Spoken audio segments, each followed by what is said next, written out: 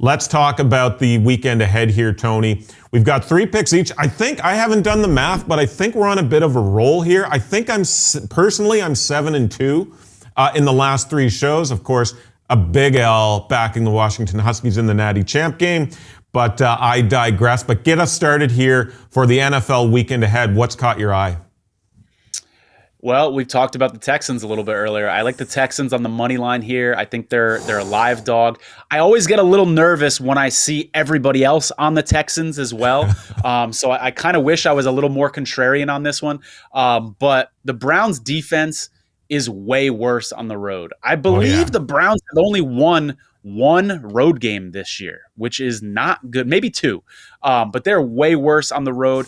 All their metrics and analytics for that defense, way worse on the road, and they're going to be playing in front of a pretty rabid home crowd here for the Texans. CJ Stroud, this guy's elite. CJ Stroud is elite. I think he's better than Trevor Lawrence. I think that he is someone that we're going to appreciate a lot more in the next couple of years. He's making these no-name wide receivers look like superstars. And as we said in the show, he proved in Week 18 he's going to be just fine under pressure. So like that. And as I also said earlier in the show, the Browns, I don't like offensive lines that are bad on the road. The Browns do not have a good offensive line. I think we're used to the Browns having a good offensive line. As we've seen the last couple seasons, they usually do. But they've had some injuries there, and they're not that great up front. And so I think we could start to see some cracks in the foundation for this Browns team on the road this week. And I think the Flacco smoke and mirrors comes to an end as well. I love that play. Ballsy play, Texans on the money line. Sort of in the same game here, but anytime touchdown markets, I'm going Dalton Schultz, anytime touchdown at plus 210.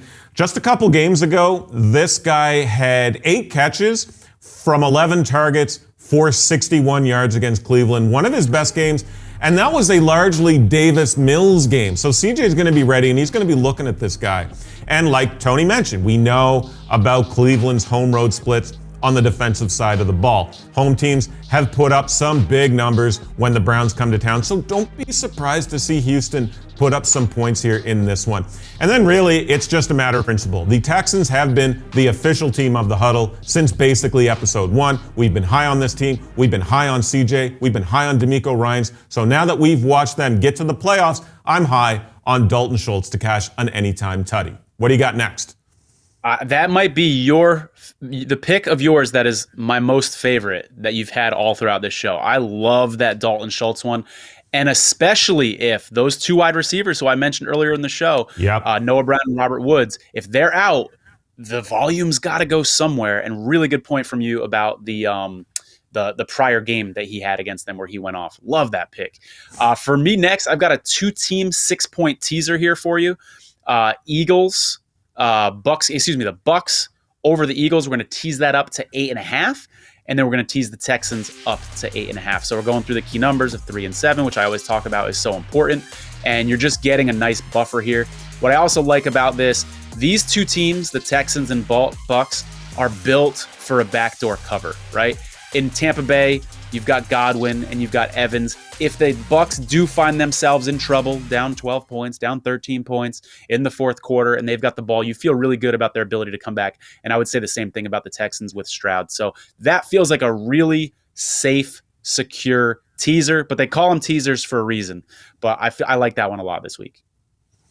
Love that. It feels like it's been weeks and weeks since you've last had a teaser here on the Huddle, but glad that you're back in the mix here. Everything sort of feels normal once again. I'm looking at that Packers trip to Big D at Dallas.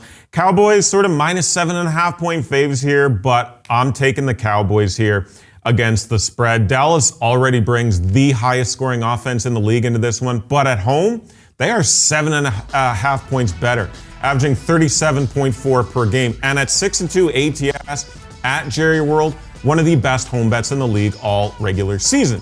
And Tony alluded to this earlier. So now, in come the Packers, who since the 1970 merger are the 4th youngest team to make the playoffs. That's not nothing. Sure, they've found their QB, and it's a nice feather in their cap that they made the playoffs. But that inexperience and that lack of a veteran presence is going to be glaring against a team like this at home. Packers on the road, 4-5 ATS this season, but losses at Denver, Vegas, Atlanta, Pittsburgh, the Giants, and just a 3-point win at Carolina don't look great for this playoff team. Dallas by $1 million here. They are largely healthy, though a couple of questionables on the interior O-line.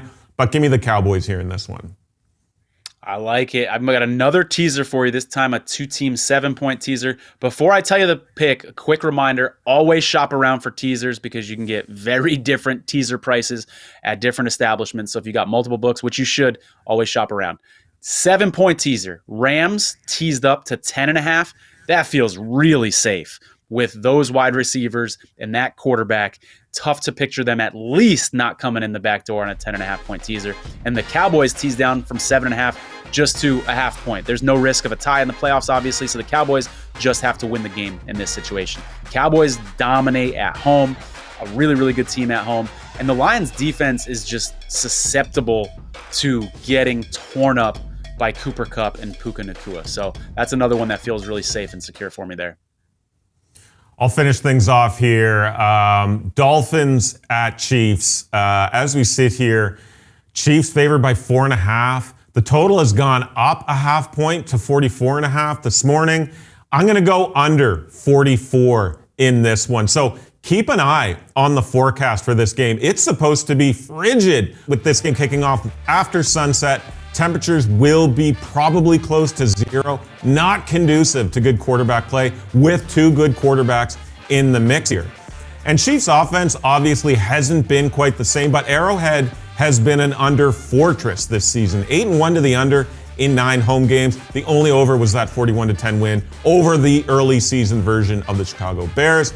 And a lot of injuries for the Dolphins here to some big names as of Wednesday morning. Mostert, Tyreek, Waddle, all questionable. Some questionables on the offensive line, not to mention the secondary. But really, the weather is going to be the major factor in this one. So give me the under 44.5 here in this game at Arrowhead.